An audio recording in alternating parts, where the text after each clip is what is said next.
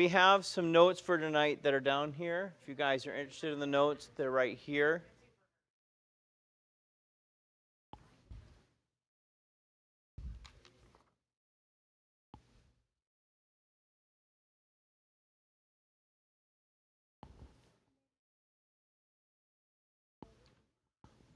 Before we start, I do have week 1 up on the internet now. That's live.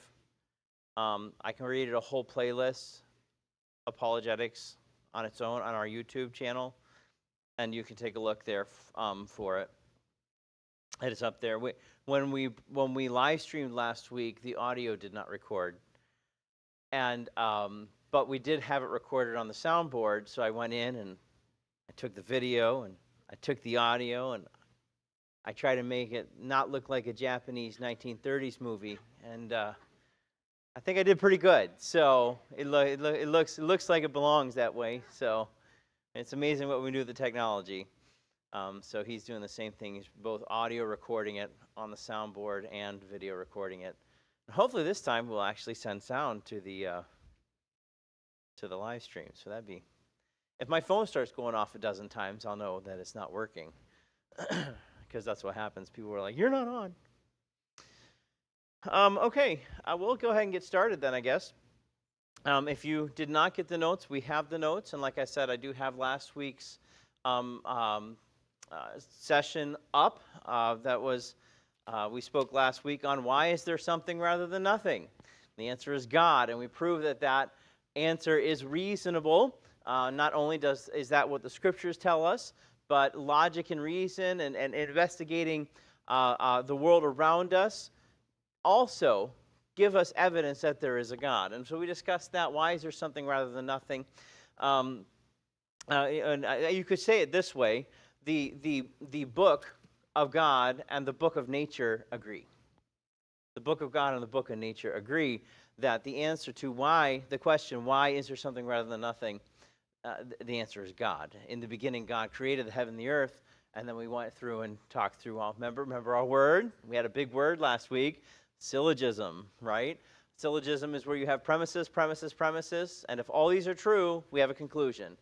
We prove the conclusion is true by proving each one of the premises are true. And each week we'll have something that's like that, although it's not the very foundation of everything that we'll be covering, because that would be really boring. If I just said, premise 1, lots of facts and statistics. Premise 2, more facts and statistics. Conclusion, we know this is true. That's boring. I try really hard not to be boring, so you're welcome. But tonight we're going to answer the question, can you be good without God? And Ty, would you mind turning on my television back there so I can read my scriptures and stuff? Thank you. That's not his fault, that's mine. I turned everything on and forgot to do that for myself. So we're going to start out with Matthew chapter 19 and verse 17. Matthew 19 and verse 17. Would you mind clicking on that screen so that it activates my clicker, because I want my clicker tonight. Did you get it? There you go. Just click on it once and let it go. There we go. All right. Matthew 19, verse 17. And he said unto him, Why callest thou me good? There is none good but one, that is God. But if thou wilt enter into life, keep the commandments. This is Jesus speaking. Matthew 19:17 is a bold claim. It's an incredibly bold claim. There is none good but one, and that is God. So can you be good without God? We're going to answer that question tonight. We find that Romans 19:17 is really the foundation behind Romans chapter 3, verses 10 through 12. As it is written, there's none righteous, no, not one. I can't read that. There is none that seeketh understanding. There's none that seeketh after God. They are all gone out of the way. They are together become unprofitable. There is none good, no, not one. And so the Bible seems to say that there are no good people in the world. Is that the case? And we're going to take a look at this. We're going to dig into this because it's a necessary prerequisite to understanding the nature of goodness in our own nature, that it has no innate goodness of its own accord. I'm going to define some things for you. I'm going to tell you what I mean by that. I'm also going to tell you what I don't mean by that, because I don't want to be misquoted or misunderstood. But it's very, very important that we look at this question because there is a world out there that will tell you that they're good. There's a world that will tell you that you're bad. There's a world that will tell you that you're good. There's a world that there's a certain realm in the world that believes that they are bad. And yet, these same people will turn around and say, well, that's my truth, but not your truth. These same people will turn around and tell me that I have to be for or against the same things they're for or against. And so we're going to talk about this. Can you be good without God? What determines goodness? So we'll open with a word of prayer, and then we will go right on into the meat of the lesson tonight. Lord, we're so grateful to you for your word, how clear it is. Thank you for understanding. Thank you for the ability to look at these complex questions and to come up with actual reasonable answers that make sense. Lord, we know that you did not leave us to just wallow around in darkness on our own. You provided a way for us to know you, and we're so thankful that you've done that. I pray that you would bless this evening, give me a clarity of thought, mind, and speech. Lord, I pray that what is said here tonight would reach hearts and minds in Jesus' name. Amen. So, can you be good without God? I'm not saying that atheists or any other person who happens to not believe in the God that I do cannot act morally. That is not what I'm saying. What I am claiming is that the basis on which they stake their claims is entirely arbitrary. It's entirely arbitrary. So the question is, can you be good without God? Can you be good without God? The question is not, however, there it goes. The question is not, can you be good without believing in God? That's not the question. The question is, can you be good without God? This is an important distinction. I went too far. This is an important distinction because people can do moral things. Even people who claim not to believe in God can do moral things. They can love. They can give. They can help feed the poor. They can take care of their neighbors. They can do these things. But the more basic question that we're asking tonight is, why bother? Why bother? Why does it matter? Why does it matter if I'm good or not good? Why does it matter if an action is inherently right or wrong? Why in the world would we bother? If there is no God, what basis remains for good or bad, for right or wrong? If God does not exist, objective moral values do not exist. That's a bold statement, but I'm going to prove it to you here in a little bit. If God does not exist, objective moral values do not exist. Objective reference point, there's no way of saying whether something is up or down. We have no idea. We have no way of knowing that. We here on earth, we are pulled downward toward the center of the earth. We call that force gravity. And so we have a reference point of up or down, left or right. We look to the heavens and we can see direction from the heavens. We know Polaris, our North Star, would have us be moving north. We have a reference point that we can use here on this planet to define a direction that we're going. Without an objective reference point, we have no way of knowing whether something is up or down. God's nature provides an objective reference point for moral values, which is what Jesus was saying in Matthew 19:17. There's only one good, and that is God. It's the standard against which all actions and decisions are to be measured. God's moral nature. If there is no God, there's no objective reference point. There's no objective reference point. All we're left is with some other person's reference point, which is no more valid than anyone else's viewpoint. My wife occasionally is wrong and disagrees with me. That's just the nature of marriage, okay? She's allowed to be wrong sometimes. Listen, her point of view is going to differ from my point of view. What makes her point right or wrong and my point the opposite? Is it just my own authority? Is it my feelings? Excuse me. Is it my feelings? Is it, where am I getting this understanding, this idea? What am I comparing my viewpoint to? It has to be outside of myself. This is subjective morality, subjective viewpoints. The idea, the preference is grounded in the subject, me. In this case, the dog. Think he wants that plate of fruit or vegetables? You think that he wants that plate of bacon there? Right? He has a preference, and that preference is subjective. It's grounded in his preferences. The opposite to that then are objective viewpoints. These are things that are beyond me, something outside of myself. So you have subjective viewpoints, and you have objective viewpoints. And to bring it back into our discussion, we have subjective morality and objective morality. The preference is grounded in the subject, me, not the object, beyond me. And this means it does not necessarily apply to other people. The modern parlance today of putting this would be, that's my truth. This is what we hear. This is what we hear in conversations. This is what we hear at our workplaces. This is what we hear in media and in television shows and on the internet. Well, that's my truth. How is that valid? The fact that it might be your truth does not make it the truth. Because truth must be grounded in something beyond us.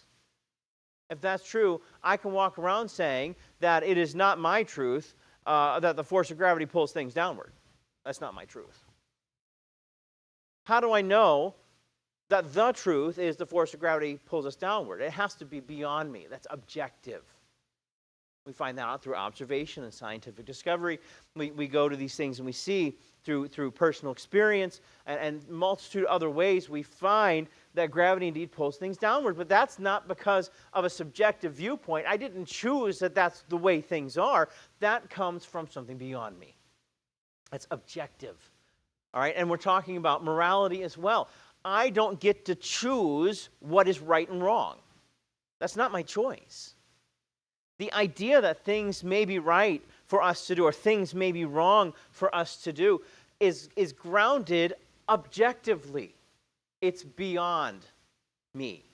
It's outside of me. You probably know this name, Richard Dawkins, atheist evolutionary biologist, emeritus fellow at New College, Oxford, born 1941, in case anybody cares, says this: in a world where with no God there can be, quote, no evil and no good, nothing but blind, pitiless indifference.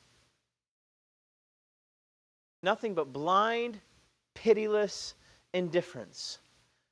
You see, God has expressed his moral nature to us in commands. God has expressed his moral nature to us as commands, and these provide a basis for us for moral duties, things that we must or must not do. Morality. I'll give you a good example. Isn't that pretty? Love. Hey, baby. Love, right? How do we know love is a good thing? How come love isn't evil? Can love ever be evil? All right, so love. And we're going to talk about the God's essential attribute of love being expressed in his command to, for instance, love your neighbor as yourself. Matthew chapter 22, verses 36 through 40. Master, which is the great commandment of the law? Jesus said unto him, thou shalt love the Lord thy God with all thy heart, with all thy soul, and with all thy mind. This is the first and great commandment, and the second is like unto it. Thou shalt love thy neighbor as thyself. So God, being love, expresses that which is synonymous to his nature by issuing a command based on his moral nature and says, this is good, this is right. So moral duties come from commands that are based on God's moral nature. The love we receive from God ought to be reflected back to him.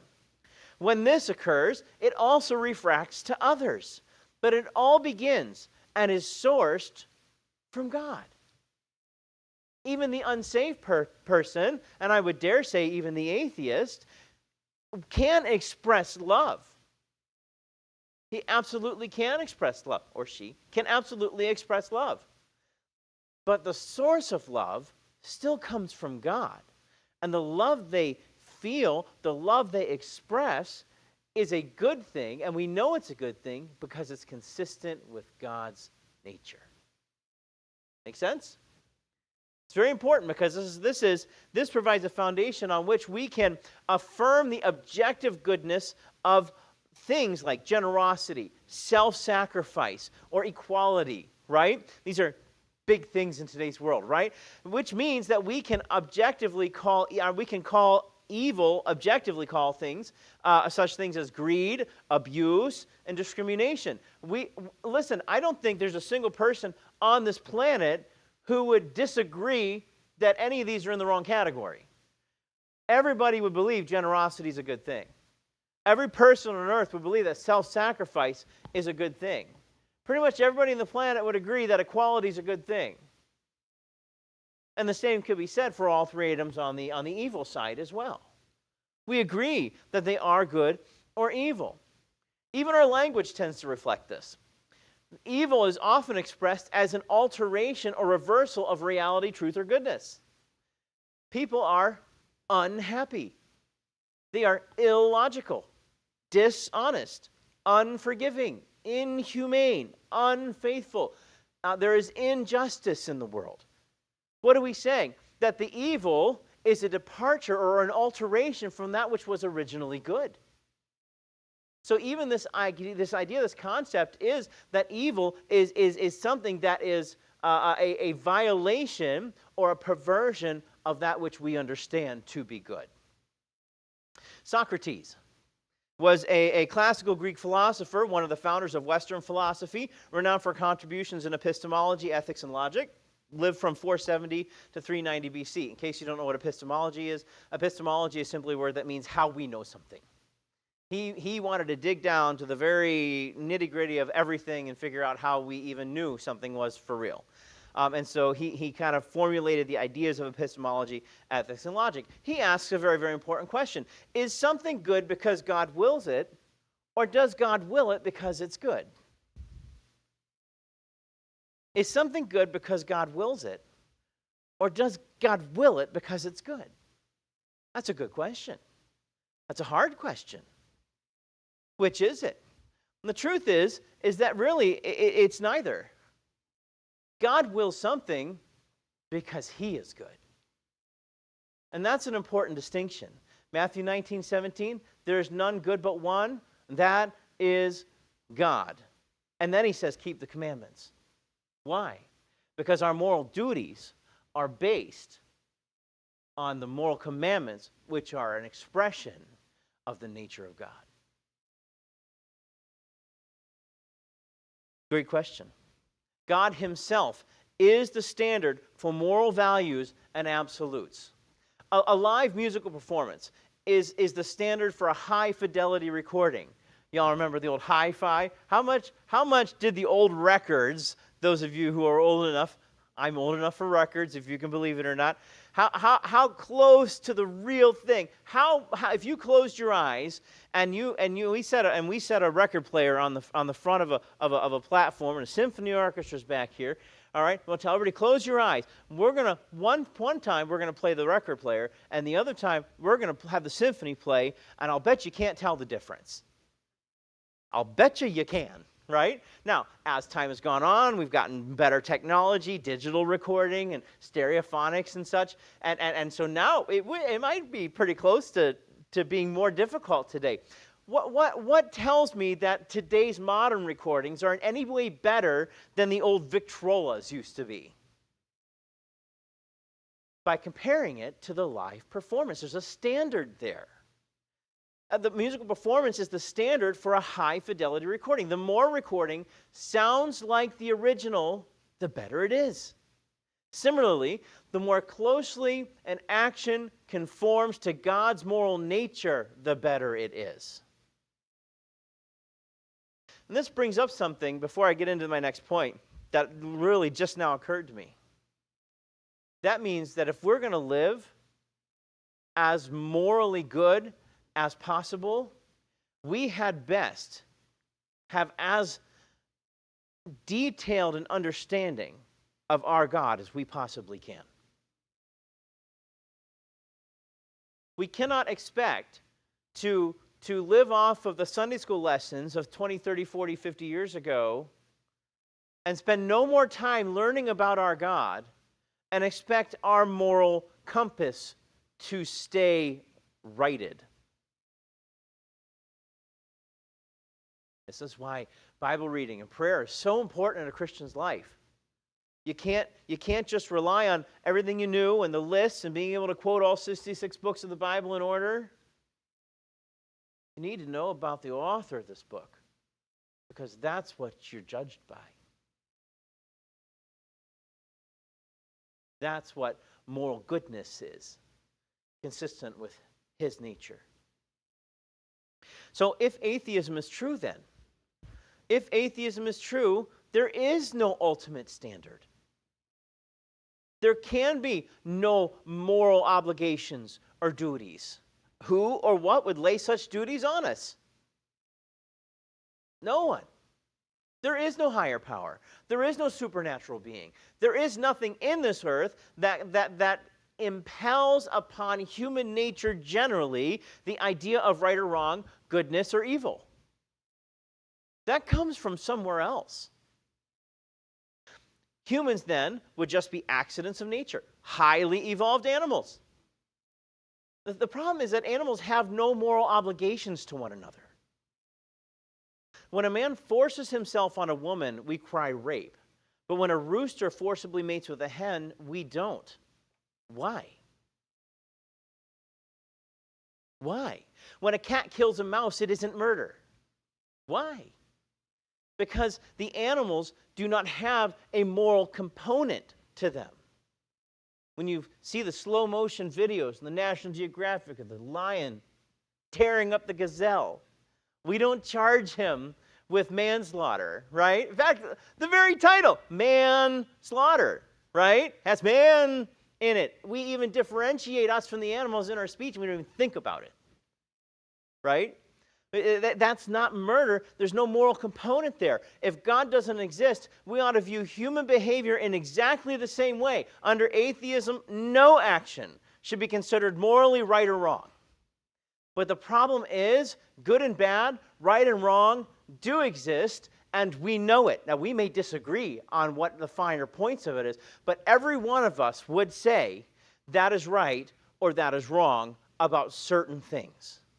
Nobody in any culture, anywhere on the earth, thinks it's okay to kill babies for fun.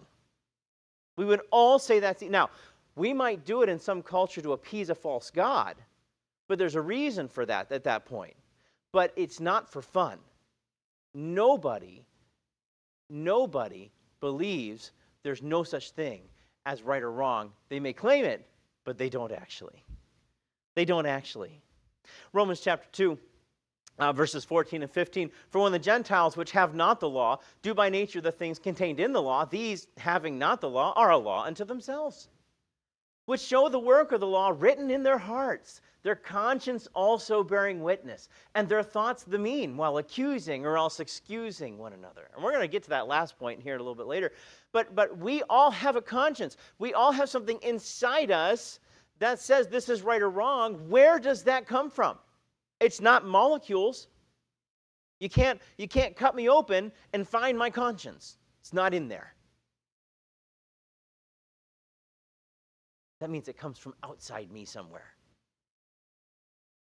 That means it is written. That, by the way, is a... Brother Roger, I'm going to get grammar on us now, okay? All right? That means that it says that which show the work of the law written in their hearts. That is not them actively writing it in their hearts. That's passive. It is written on their hearts. They're not doing it. It has been done. Make sense? It exists there, and it exists there above and beyond what is within them as a physical being. So just as our sense experience tells us the physical world is objectively real, our moral experience tells us moral values are also objectively real. It's the same. I don't believe this cup of water is here just because I see it, and it wouldn't matter to me if you saw it or not. I trust my sense experience that this cup of water is here. And just as I trust that in the physical realm, when I make a statement that it is immoral to kill babies for fun, I sense that also is objectively real. I didn't make that up. I didn't decide that on my own. Something beyond me tells me that that is the case. Something beyond myself tells me that that is the case. Every time you say, that's not fair, that was wrong, that's an injustice, you affirm that moral values objectively exist. I'm going to read Romans chapter 7. I'll begin reading in verse 7. It says, what shall we say then? Is the law sin? God forbid. Nay, I had not known sin but by the law. For I had not known lust except the law had said, thou shalt not covet. But sin, taking occasion by the commandment, wrought in me all manner of concupiscence. For without the law, sin was dead. For I was alive without the law once, but when the commandment came, sin revived, and I died. And the commandment which was ordained to life, I found to be death. For sin, taking occasion by the commandment, deceived me, and by it slew me. Wherefore the law is holy, and the commandment holy and just and good. Was then that which is good made death unto me? God forbid. But sin, that it might appear sin, working death in me by that which is good, that sin by the commandment might be exceeding sinful. For we know that the law is spiritual, but I am carnal, sold under sin. For that which I do, I allow not. For what I would, that do I not. But what I hate, that I do. If then I do that which I would not, I consent unto the law that it is good. Now then it is no more I that do it, but the sin that dwelleth in me. For I know that in me, that is in my flesh, dwelleth no good thing. For the will is present with me. But how to perform that which is good I find not. For the good that I would, I do not. But the evil which I would not, that I do. Now if I do that I would not, it is no more I that do it, but sin that dwelleth in me. I find then a law that when I would do good, evil is present with me. If the Apostle Paul struggles with this, the rest of us are going to have a time with it as well. Just fair warning. What's he saying? I found out that there was right and wrong because there was something inside me that said do or don't do this. And when the law was written out as a commandment, I died. I couldn't even measure up to it. Why? Because now there were moral duties that were based on the moral nature of God. And somehow, the vast, incredible majority of what was written in here agreed with what I wanted to do, but I couldn't do it. That's what Paul's saying. What I hated doing, I find myself doing. What I really want to do, I don't. Why? Because in my flesh, there's no good thing. Because in my flesh, there is no good thing. Most everybody agrees. Child abuse, racial discrimination, terrorism are wrong for everybody always. The question is this just personal preference or opinion? No. There's an innate knowledge that right and wrong exists. Psalm 19, that's the passage we just read. Psalm 19, verses 1 through 4a, the heavens declare the glory of God. The firmament showeth his handiwork. Day unto day uttereth speech, and night unto night showeth knowledge. There's no speech nor language where their voice is not heard. Their line has gone out through all the earth, and their words to the ends of the world. What is David saying here? He's saying there's a book of nature. Even nature itself teaches us there are some right things, and there are some wrong things. Now, you can't get all your morals just by looking at nature. But nature itself teaches us there are some things that are true. There are some things that are right. And by default, other things then would not be right. Romans 1, 18 through 25. For the wrath of God is revealed from heaven against all ungodliness and unrighteousness of men who hold the truth in unrighteousness, because that which may be known of God is manifest in them, for God hath showed it unto them. For the invisible things of him from the creation of the world are clearly seen, being understood by the things that are made, even his eternal power and Godhead, so that they are without excuse.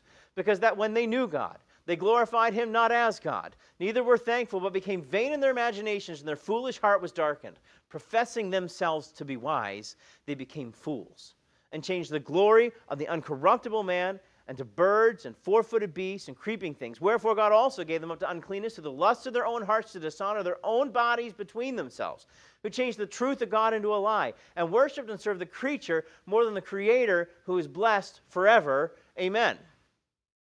So we see here, Romans 1 gives us the seven-step rejection of mankind. The subject of Romans 1 is found in verse 18. The wrath of God is revealed from heaven against all ungodliness and unrighteousness of men who hold the truth and unrighteousness. We know what's right and wrong. It's written within us. We have an innate understanding that we should not hurt others. We have an innate understanding that we should not take advantage of others. We have an innate understanding of, and you fill in the blank, of things that are good and what we call moral. The Bible agrees with this, and the fact of human nature bears it out. Why do you think a lie detector test works? We all know we shouldn't prevaricate. Yeah. So the seven-step process of men's rejection of known truth is, one, they knew God. They knew God. Now, this is mankind. At least three that I can think of off the top of my head, places in human history, every human on planet Earth knew God and had a relationship with him.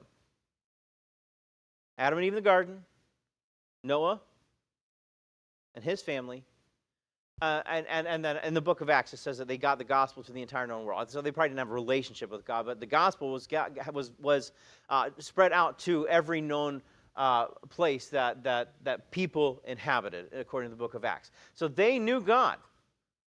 Number two, they glorified him not as God. Wasn't that Cain's original issue? Right?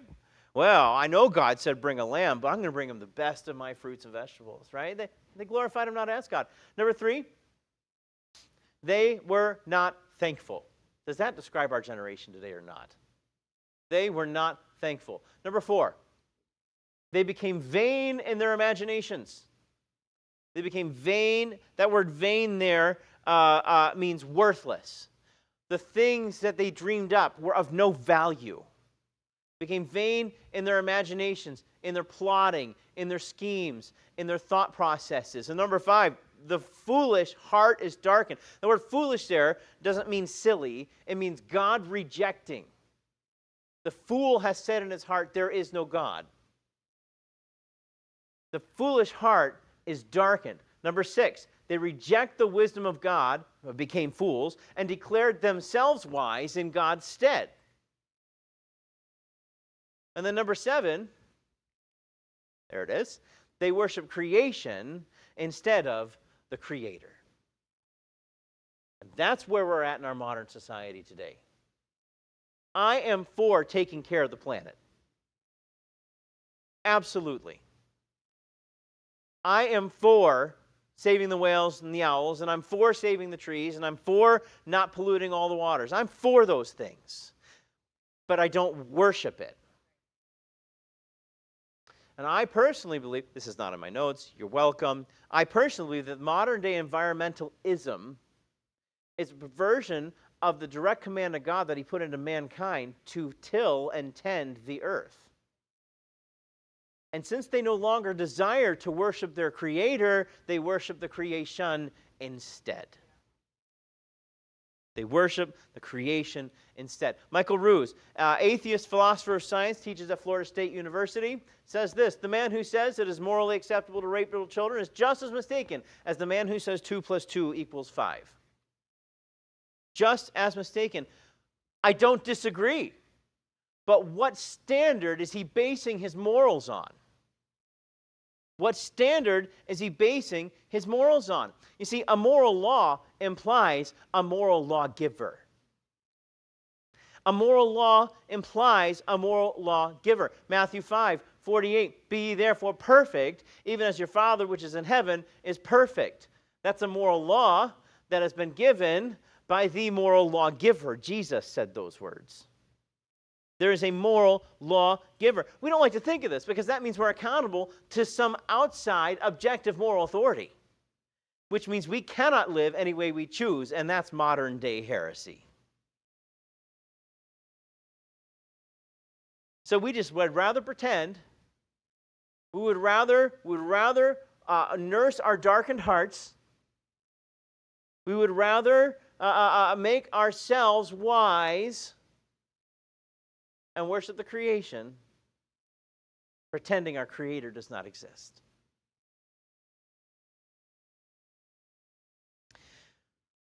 Laws don't exist without authorities that issue them. Laws do not exist without authorities that issue them. 8 ways we know the moral law exists. Number 1, the moral law is undeniable. The moral law is undeniable. Relativists try to make 2 primary truth claims. There is no absolute truth, and there are no absolute moral values. Right? So these are the 2 arguments that relativists are always trying to throw at us. The counters to that is, if there is no absolute truth, then their absolute truth claim that there is no truth cannot be true. I'll say that again. I'll read it and make sure I don't mess it up. If there is no absolute truth, then their absolute truth claim that there is no truth cannot itself be true. Because they stated it as a truth. Right? The second one, there's no absolute moral values. You could simply ask the question, are you absolutely sure? Right? We all know the moral law exists, even when we try to wish it away or argue it away. Moral laws and values are absolutely undeniable. Number 2, our actions help us discover the moral law, right and wrong. All you have to do to prove this point to a relativist is to treat them unfairly. Treat them unfairly, right? I'm not recommending that. I'm saying this is what would reveal the fallacies in their thinking. The reaction will reveal the moral law that is written in their hearts and minds. Listen, nobody wants a spouse to be relatively faithful. Yes? Right? The moral law may not be obvious in our actions, but will be made obvious in our reactions. Osama bin Laden felt morally justified in the 9/11 attacks. But what if we had just decided to, fly a couple planes across the pond and drop some bombs on Baghdad for no apparent reason? Think there would be some objection to that? Absolutely. Absolutely. Because we are not always able to see everything in our actions, but we reveal our thinking in our reactions. It's a very important point. The moral law is not always the standard by which we treat others, but it is nearly always the standard by which we expect to be treated by others. Remember that little rule your mother used to teach you, the golden rule? Doing to others, they'd have them doing to you, right? Those reactions, they really reveal our thinking. Number 3. All right, number 3. Number 3. Did you click on something, Ty? There it goes. We got it. Number 3. Without moral law, there would be no human rights. Without moral law, there would be no human rights. This is actually reflected in our founding documents. The Declaration of Independence says this: we hold these truths to be self-evident, that all men are created equal, that they are endowed by their Creator with certain unalienable rights, that among these are life, liberty, and the pursuit of happiness, that to secure these rights, governments are instituted among men deriving their just powers from the consent of the governed. Thomas Jefferson, Declaration of Independence. Human rights are God-given, universal, absolute, the right of all people in all places at all times, regardless of nationality or religion. Human rights are founded in God. Listen, the demand for our rights wasn't the Founding Fathers' opinions against King George's opinion. We didn't even try to claim that. The rights were an appeal to the moral law given by the Creator. The ultimate standard of right and wrong would justify their cause. And that's what we said further on in the Declaration of Independence. We literally made the statement that we have just cause to throw off such tyranny. What were they referring to? They were referring to the rights instilled in every human being to live subject to their conscience and subject to their creator. That's where the rights came from. The Nuremberg trials of World War II of Nazi war criminals. Convictions were based on a violation of basic human rights as defined by the moral law expressed in international law. The moral law transcended the secular laws of Germany. It didn't matter that gassing Jews was legal in Germany. The moral law demanded that that was an immoral act. And we took the Nazis to task on that information and won. We could not have said the Nazis were absolutely wrong unless we knew what was absolutely right. We did know, and we did prosecute justly. Justly. Number 4, without moral law, we couldn't know justice or injustice. C.S. Lewis said this, as an atheist, quote, "My argument against God was that the universe seemed so cruel and unjust. But how had I got this idea of just and unjust? A man does not call a line crooked unless he has some idea of a straight line. What was I comparing this universe with when I called it unjust?" He was an atheist and got to thinking, that's not fair. Wait a minute, what am I basing my fairness on? See, without moral law, we can't detect any kind of evil or injustice. Romans 4:15 says this, because the law worketh wrath, for where no law is, there is no transgression. That word wrath there, by the way, doesn't mean anger. It means vengeance, retribution, and judgment. Because the law brings judgment, when there is no law, you haven't transgressed. That's literally what it's saying. That's what Paul was saying back in Romans 1, Romans 2, Romans 4. We've practically read the book of Romans tonight. Romans 7, right? This is exactly what Paul is saying. We do detect the moral law. We couldn't know something was just or unjust unless we had an innate understanding that there was morality objectively. Number 5, without the moral law, there would be no way to measure moral differences. Without the moral law, there would be no way to measure moral differences. This is what we're doing when we compare the lives of Adolf Hitler and Mother Teresa.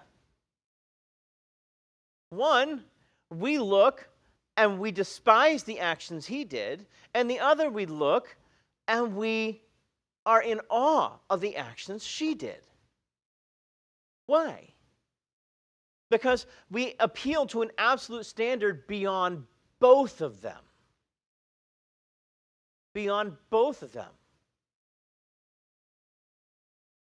We wouldn't understand the difference. We wouldn't measure the difference between moral differences if we did not have moral law instilled within us. Number 6, without moral law, you couldn't know what was right and wrong. You don't know the answer to 2 plus 2. You can't know that 5 is the wrong answer to 2 plus 2 unless you know the right answer. I mean, why? Why is 5 not the answer to 2 plus 2? I mean, it could be. If you don't know, if I look at a 3-year-old and say 2 plus 2 is 5, they will believe me. Why? Because they don't know the answer. So they don't know by comparison that 5 is incorrect. So how do we know something is right or wrong? You see, in claiming certain things are wrong, you are affirming certain things are right. Every negation implies an affirmation. Every negation implies an affirmation. When you say that's not fair, you're implying there are things that are fair. When you say you should not have arrested me because I did not break the law, you're saying the law is there. Now, we would have to prove whether or not you actually did it or not, but every negation implies an affirmation.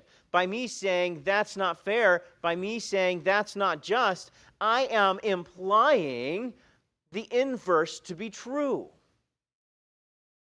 That's why truth claims like no one has the truth is self-defeating. They claim they don't know what is right, but claim their pet political cases are right. They deny moral law in one sentence and assume it in the next. You can't have your cake and eat it too. You can't have it both ways. Either moral law exists or it doesn't. And we have an innate understanding that moral law exists. Number 7, without moral law, there's no ground for political or social dissent. Not to descend, dissent, as in to disagree with. All right? Without moral law, there's no ground for political or social dissent. Without moral law, you like my little stick figures there? Aren't they awesome? I found that picture and I thought, that's perfect. It's nonviolent. Just a big red X. Without moral law, there would be nothing objectively wrong with Christians or Muslims forcibly imposing their religion on atheists. Yet every atheist would be like, you can't enforce your religion on me. That's wrong. Based on what standard? Without moral law, there would be nothing wrong with gay bashing, racism, or imperialistic wars. Without moral law, there would be nothing wrong with prohibiting abortion or birth control. Without moral law, there is no ground to argue for any political case. Since we know issues of life and liberty are more than preferences, they're real rights, then the moral law exists. Where did it come from? And most convicting, if there were no moral law, we wouldn't make excuses for violating it. You ever catch your kid in something? Right? And they start making all these excuses for things you didn't even accuse them of. You're like, well, no, now we're going to talk about that. Yeah? Yeah, right? We make excuses for violating something we claim doesn't exist. And we do it all the time. Every one of us does it. Listen, the number one virtue in our immoral society today reveals the moral law. Everyone's favorite buzzword, tolerance. Tolerance. Without moral law, why bother? Why bother? Actually, tolerance is too weak. Moral law calls us to go beyond tolerance to love. Tolerance says hold your nose and put up with them. Love says reach out and help them. Tolerating evil is wrong. Tolerance, in fact, is itself an admission that the tolerated behavior is wrong. You don't need to tolerate Mother Teresa's actions. There's no tolerance there. The very fact that you have to tolerate means the behavior goes against moral law, or at least your nerves. Right? The word tolerance itself invites the idea of a violation that you are being asked to overlook. You get caught speeding, you're hoping for a warning. You're hoping for tolerance. Does that mean you weren't speeding? Does that mean you weren't breaking the law? No. That cop tolerated it because of your good record or because he's having a nice day, whatever. He tolerated that infraction of the law and was nice to you, but you were still breaking the law. Let me ask you a question. Did you learn your lesson? Probably not. You got to pay the $155 or whatever a ticket is anymore these days. And then you're more likely to learn a lesson. Why? Because love says, let's help you not to violate the law in the future. That's why we discipline our kids. Right? We don't tolerate her actions. We look up to her for the way she lived her life. Now, clearly, there's some doctrinal issues there.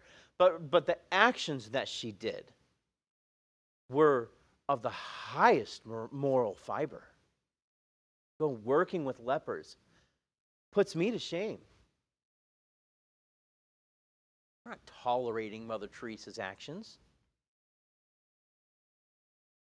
See, we only make excuses like tolerance when we act against moral law, and we wouldn't do so if it didn't exist. We wouldn't do so if it didn't exist. You see, listen, ideas have consequences. Ideas have consequences. So let's take all this philosophy we've been talking about now and apply it to real life. Anybody know what that top picture is? It's Auschwitz. Holocaust. Anybody know what the bottom picture is? It says it right on the screen.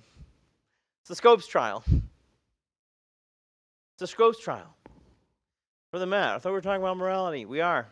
Here we go. Real life. Darwinists say morality has a natural source that is neither objective nor absolute.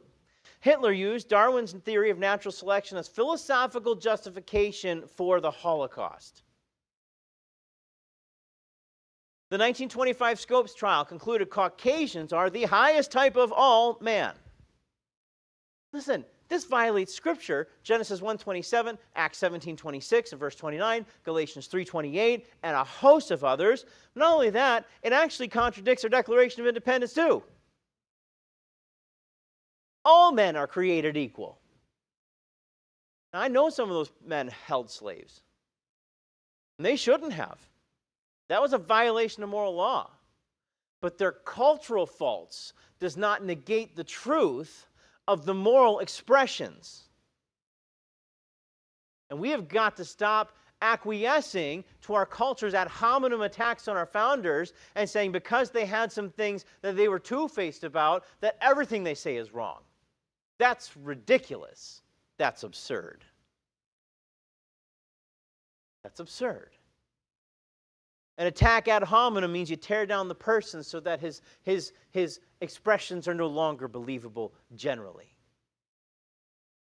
If we're going to do some serious philosophical thinking, we need to adjust. We need to think through the expressions themselves, the premises themselves, regardless of who it was that said them.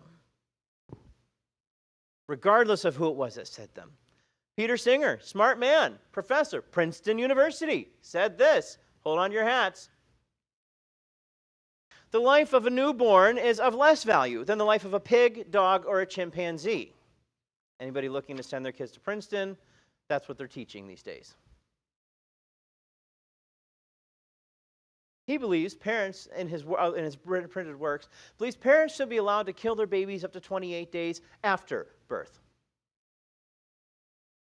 Let me ask you a really dumb question. Why stop there? Why not 28 months or 28 years? What's the difference?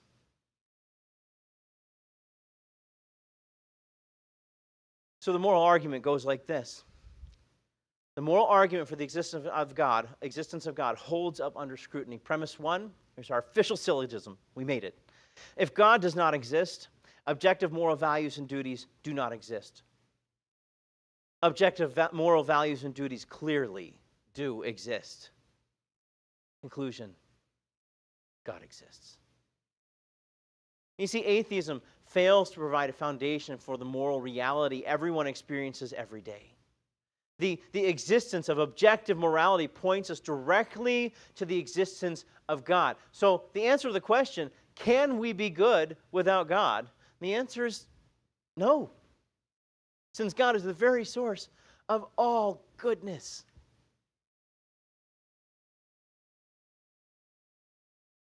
I had trouble with this picture. And I changed it out once, and I'm still having a problem with this picture. So you're just going to have to be pictureless on this one. But a great and beautifully stated comparison of how human goodness reflects its creator was penned by William Shakespeare. In the play The Merchant of Venice, Act 4, Scene 1, lines 192 to 197 say this. Wherein doth sit the dread and fear of kings. But mercy is above this sceptered sway. It is enthroned in the hearts of kings. It is attributed to God himself.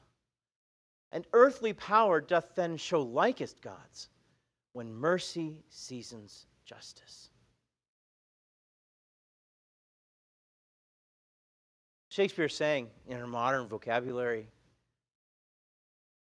that earthly power, authority specifically, but all good, is never more like God's power than when justice is met with mercy.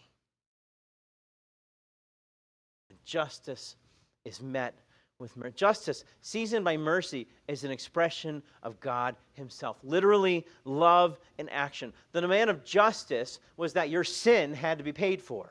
But the mercy of God said, I'll pay it for you. I'll pay it for you.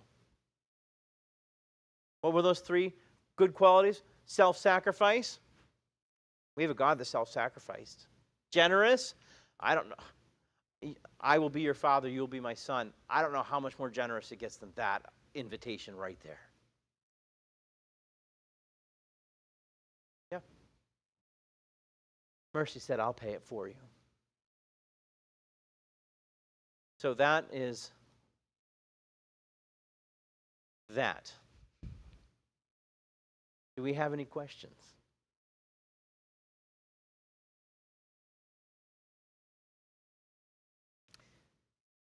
Oh, I saw your hand. You almost got called on.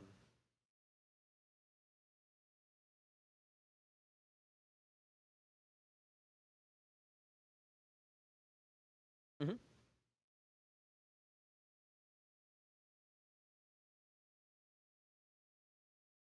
Mm-hmm. Yeah. Okay. So correct me if I'm wrong. I think what you're asking is, can I train my conscience in a way that would be different from what God says is right and wrong? Is that what you're asking? Like my parents might teach me something that, for instance, an atheist is going to try to raise atheist children, right? All right. Whereas a Christian is going to try to raise Christian children. One of those is clearly, since they're opposite to each other, one of those is clearly right and one of those is clearly wrong. Am I on the right track here? Right. Okay, so yeah, you can do good without God. The base fundamental question here is, why bother? The question is can you do good without believing in God? Yes, you can. But what makes what you do good?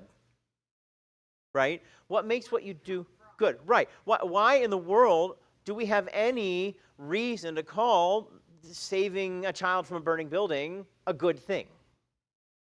I mean, let's just totally shut off all of our emotions. That's one less human to feed. One less person that's putting out. It's going to burn cars and burn up our environment. So we should just probably let it just probably the Earth's overpopulated anyway, and so we just shut off all emotion. The right thing to do in this. I just used the word right. You can't get away from it. Where do we pull the idea of right and wrong from? What is the foundation of anything that is good? Anything that is good is an expression of the nature of God himself, and we know what those expressions are from the book of nature and from the book of God. Yeah, the heavens tell us there's some things are right and wrong. Listen, atheists help put us on the moon. Atheists help take pictures of Pluto. Why? Because there's things in nature that are right and true. There is truth in nature. Some things are right, therefore other things are wrong. And God's word gives us these moral commandments that say, thou shalt and thou shalt not. The reason we stumble over this is because we're offended by it. And it's our flesh. That's what Paul is saying. I realize that in my flesh dwelleth no good thing. There's a war in me. That which I do not, and do I not, what I do. That whole passage in Romans 7. That war, that struggle, is that I even know, even before I knew the commandments, I knew there were right and wrong things, and I did not and did want to do the opposite of that. That was clear. I think I said it right. So that's that. Does that answer your question? Yes, it does. Okay, good. Anybody else? Yes, sir. Yes.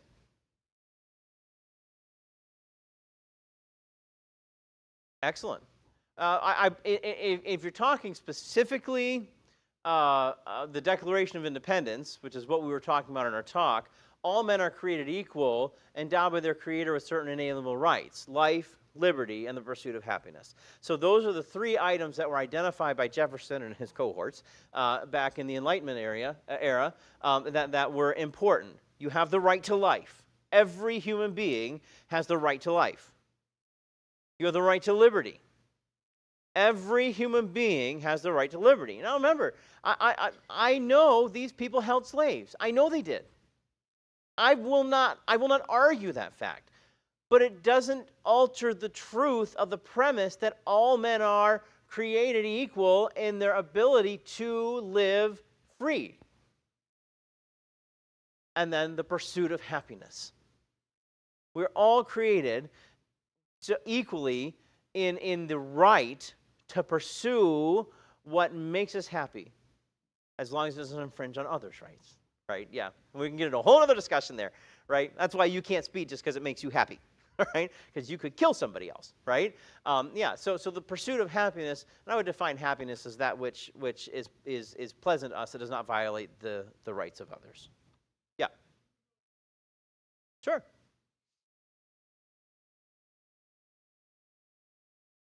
No. No. No. No. No. Okay. And good point. What you're talking about is physiological differences. There are differences between the genders. Science tells us that. Forget about what God's word says for a minute. I didn't say that from the pulpit. Don't hear it. Science tells us that. Right? There are differences. They are not equal. I process things way different than my wife processes them. Just come to our house for a week. You'll know that all men are not created equal. My wife processes stuff way faster than I do, okay? All right? She knows what's going on in every room in the house at once. She's practically omniscient, and I don't understand that, all right? I'm not. I'll sit down, and I'll pore over a text and get, 95 theses out of 3 words, all right? We're just different. We're different. So yeah, that's a good point. We're not created equal. That would be boring. God's not a boring God. We are not all the perfect height, 5'7". I'm just saying, right? We are not all the perfect weight.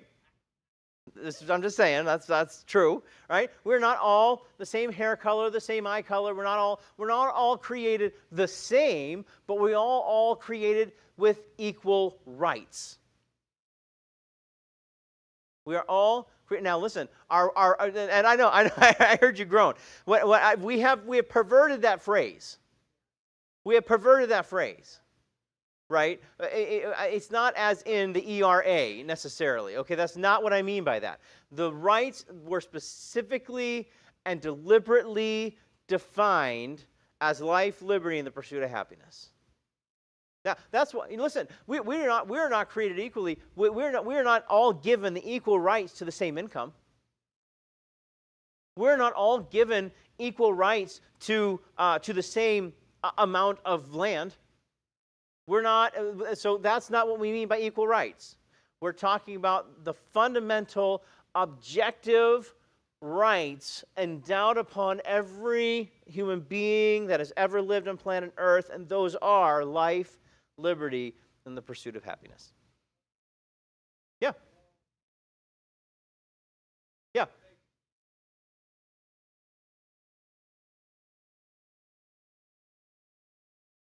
Yeah. It's true. God has given us everything we need to survive, but because of sin, other people trample on that. Other people trample on that. Yeah, absolutely. No, we agree there, brother. We absolutely agree there. But we're not. That's what they mean by all men are created equal. That's a good question, though, because you're right. The people take equal rights to mean equal everything. That's not the case. That's not the case in the Bible. The man shall not work; he shall not eat. Clear, right? That's not equal, right? That's not equal. Neither do our founding documentations for our nation declare that everybody's always equal all the time either. The equal rights are life, liberty, and pursuit of happiness. Yeah, good question.